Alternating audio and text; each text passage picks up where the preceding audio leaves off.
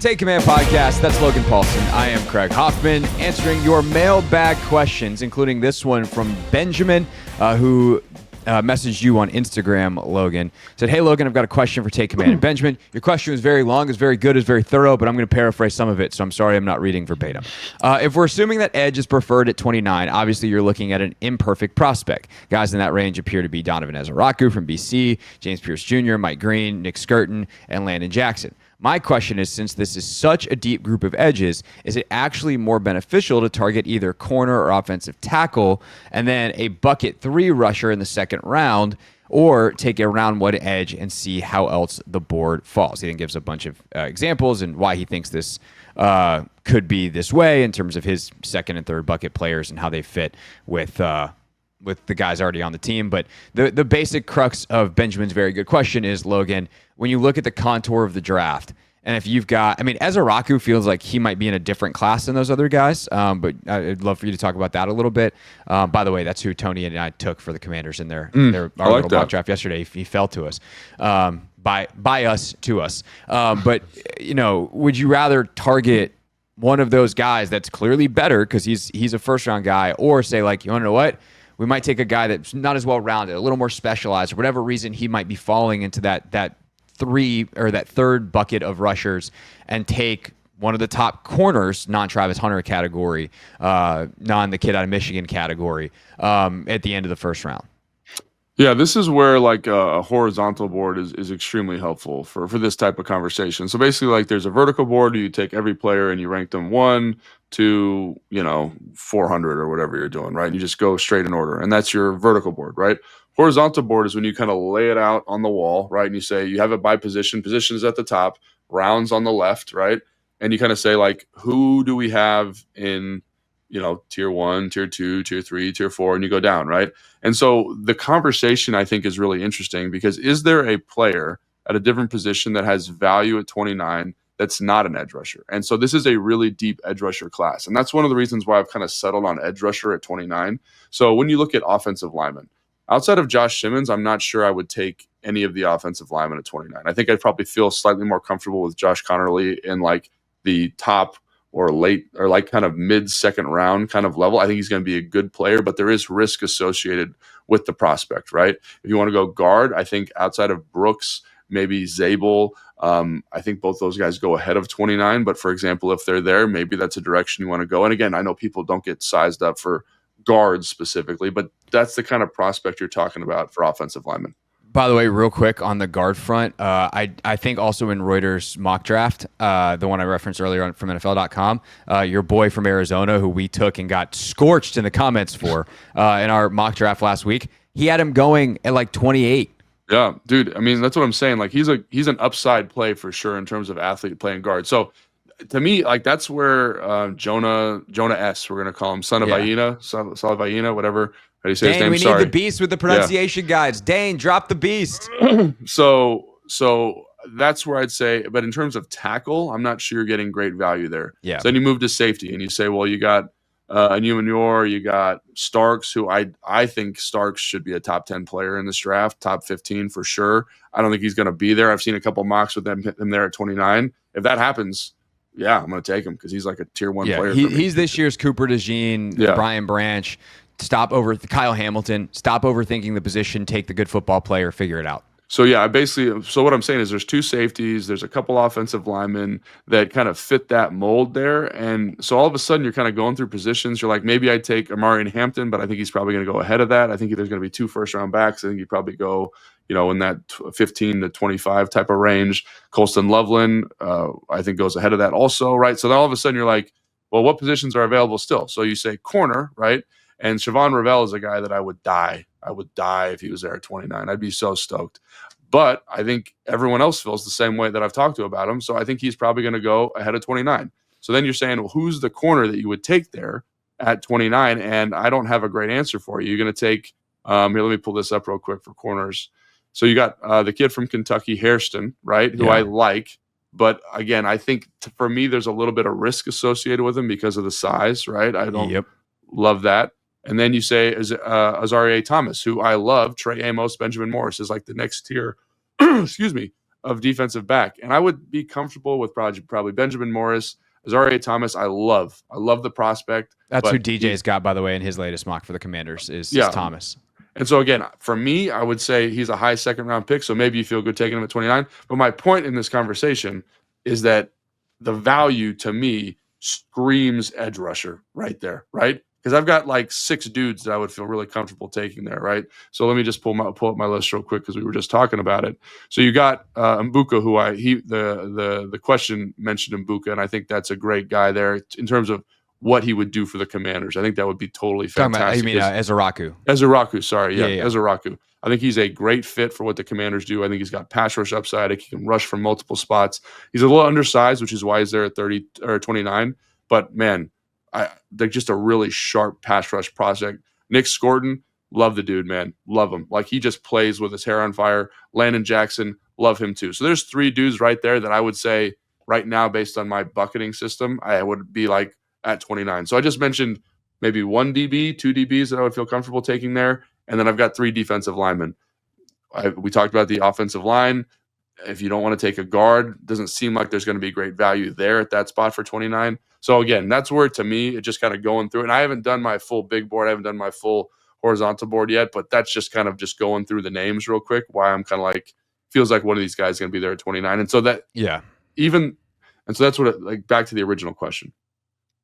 Yes, you can get a good value for edge rusher later, but I feel like those 3 dudes I just mentioned are difference makers in a way that those other guys aren't. I guess is my point.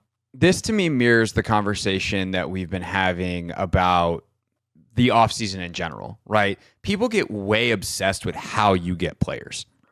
You trade for them. You sign them in free agency. Did you draft them? And I'm not going to say that it doesn't matter, because that would be disingenuous and hot takey and incorrect, right? But it matters less than if you got the player right. Like, you know, if you tell me edge or tight end at 29, I'm probably going to tell, like, in theory, I would love the board to fall so that an edge is the best player available. Right. Except for the part that if we're taking a tight end at 29, that means Colson Loveland fell. And I would love for Colson Loveland to fall. Like, you know, so actually tight end, because the only way we're taking a tight end at 29 is if he's that much better than everyone else on the board. And so we get obsessed with, you know, kind of the generalities because they're easier to talk about in a lot of ways. And especially when we're talking about picking 29th, like, the specifics are so unknown because there's 28 things that are going to happen. I mean, 28 picks that are going to happen. There's 35 things with trades and this and that, and who knows what, you know, what the Commanders have on the ring trade phone coming in. And so I think that is, like, these discussions are fun. We're doing a podcast. There's no stakes here. Yeah. And so I don't mind the question at all, but I do think a lot of the discourse tends to focus on the wrong thing, which is, you have to do X. You have to take the best available, this position, that position. It's like, no, the devil's in the details of the actual players. And that's why I appreciated your answer is, okay, well, let's look at the actual players. You know, if the options are a position of not need versus need, but the not need position is a significantly better football player, you're just going to take that guy. Right. Or maybe it entices you to trade back because someone else wants that really good football player. And now all of a sudden you got multiple, you know, teams on the horn. I was talking about this on the radio show yesterday with Anthony, because he's like, would you say, you know, the number one thing is like trade back? I was like, yeah, probably, but you need a dance partner. Right. And the thing is too, you actually don't need one dance partner. You need 2 people fighting over you. Because if you're the New York Giants, let's say the quarterbacks go 1-2. Let's say Shador goes 2 to Cleveland, Cam Ward goes 1 to Tennessee. So the Giants are left out of the quarterback conversation at 3.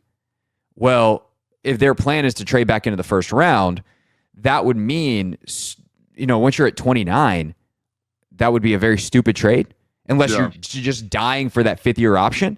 Right. Because none of the teams in front of you were taking a quarterback. You're the first quarterback needy team in the second round. The teams at the end of the first round don't need quarterbacks. That's why they're at the end of the first round.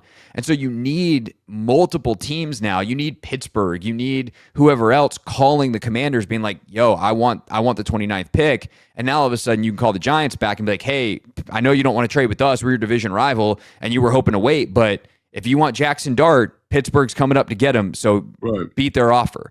And I think those details tend to get lost. And when we make these grand proclamations of they must do this very generic plan, you wind up looking very silly because that's not how the draft ultimately winds up working. Yeah, and I think that's a great way of looking at it. Because again, like I was just thinking, like what else would you do? And there's probably going to be a defensive tackle available, which is not a huge need for the team. There might be a receiver there. We just talked about Mbuka, right? So like there are other options, but it seems like the value there is going to be really high, and it does feel like a great opportunity to trade back. But sometimes you got to stick and pick, right?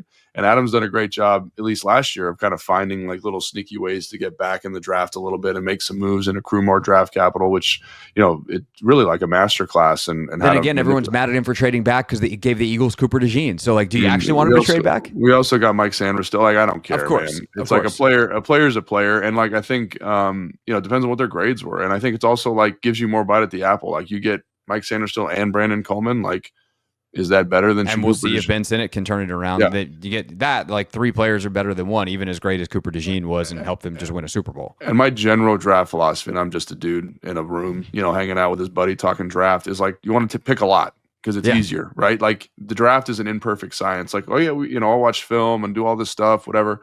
But like ultimately, like you don't know. It's so subjective, right? I just did running backs on Ticket to the Draft yesterday, and I'm like, the difference between the 10th guy and the difference between the 5th guy is negligible. It's really just how you look at it and how you twist your eyes, right? So if that's how subjective that is, I want to take more opportunities. So to me, it's always good to trade back, especially if you're in that kind of 29 range. And now, again, somebody might fall to you, which would be great. We talked about Malachi Starr. I think that's so unlikely, but like just for the purposes of this conversation, like if he's there, like you take him. But if there's nobody there and you're in this kind of doldrum and somebody really needs a defensive tackle, hypothetically, right?